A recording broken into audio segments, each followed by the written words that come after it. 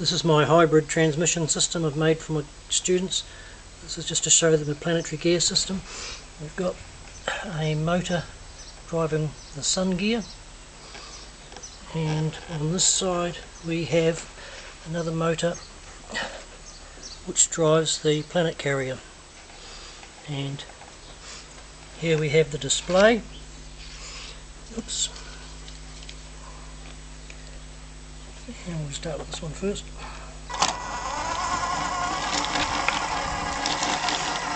Showing how the planet carrier travels around a stationary sun, which drives the ring gear. We can increase the speed. And of course that drives the wheels. And on this side here we have the electrical side of it, which is the driving the sun gear. This is in reverse. And forwards.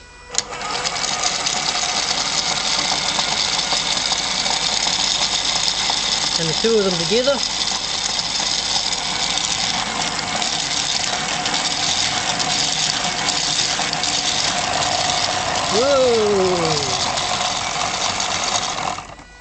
going a bit fast.